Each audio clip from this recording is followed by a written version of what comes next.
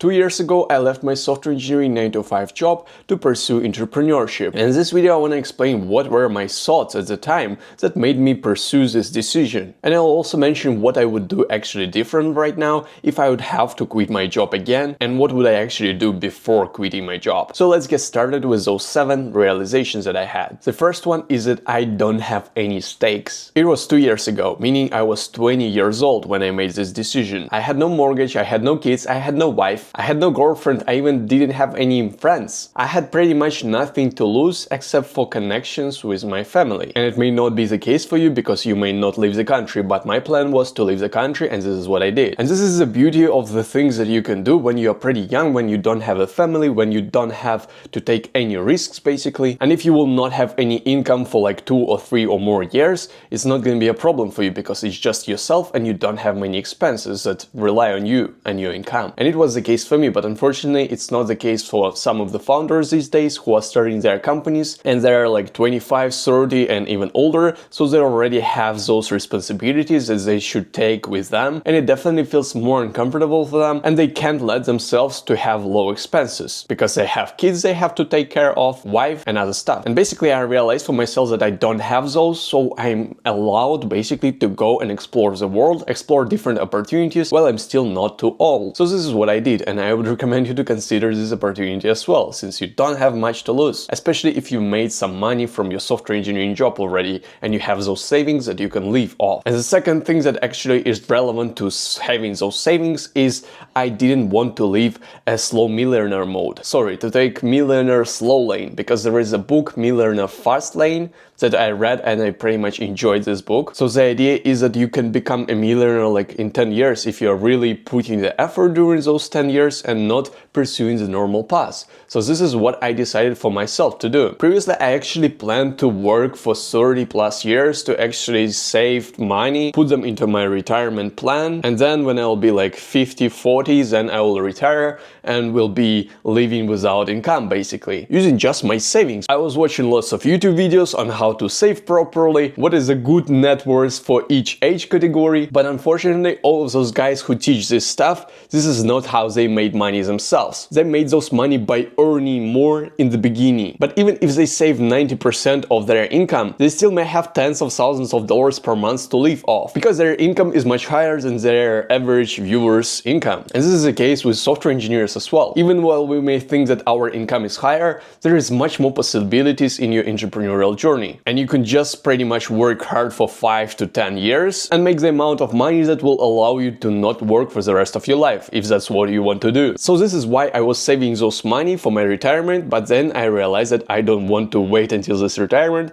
and I want to use them now to pursue my entrepreneurial journey. So this is what I did. I pulled off my money from the retirement plan and used them to live at that time. And the third thing that is also relevant to retirement is that I realized that ideally nothing will change for me after the retirement. If I will retire, I will still want to continue doing something. And this something is gonna be definitely relevant to what I enjoy. At that time, I enjoy coding, I enjoy making content, and I enjoy sports. So I understood that I will be doing some things around this anyways. So my realization was, why would I need to save my money for retirement if in the retirement I will still be doing those things that I enjoy? And those things that I enjoy, just like coding for example, can just be making me money without me even needing those money for retirement. So why would I even wait until this retirement to do those things that I like that will make me money if I can just start doing those things right now that will still be making me money, and I will not be even dependent on these retirement numbers that will allow me to become free. If I can just be free right now and even grow my expertise in this niche that I will be doing after retirement right now, so that I don't have to make this crazy switch afterward. Because people who retire, they usually have to switch their lifestyle.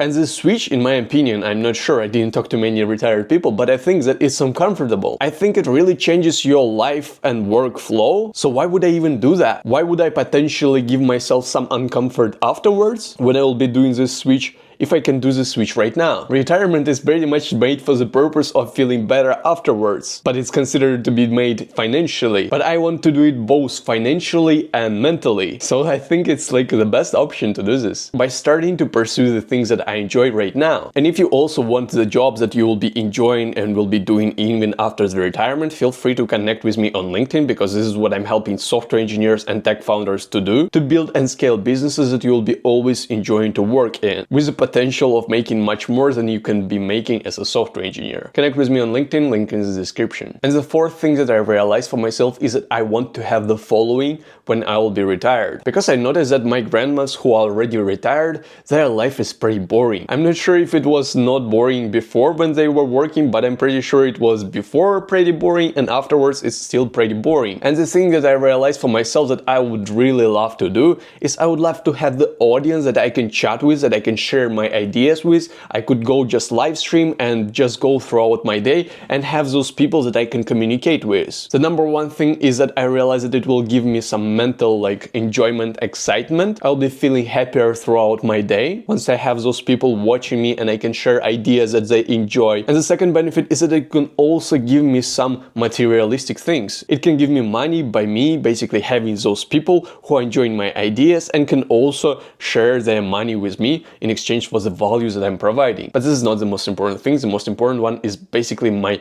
own excitement of my retirement time. Even while I still will be pretty much doing the same work that I will be doing before retirement, I will also have the chance to enjoy my audience, basically chatting with different people who are also in the same community, in the same mindset, and having similar visions and interests, so that again later when I will be on the retirement, I don't have to make this switch and try to get into new groups of people like some dance clubs or something else, because I will be in the same group all the time basically since the beginning. Fifth thing that I realized is that I want to provide as much value to as many people as possible. I once watched a video while I was still in Canada where there were a family that were living in the village, and then there is one guy who came to them and said that he can help them to move out of the village and basically do some better things, have a better life, and basically do some other more valuable things in life. And what I realized for myself when I was watching this movie is that I would never live a life like that. I don't want to live in the village where I cannot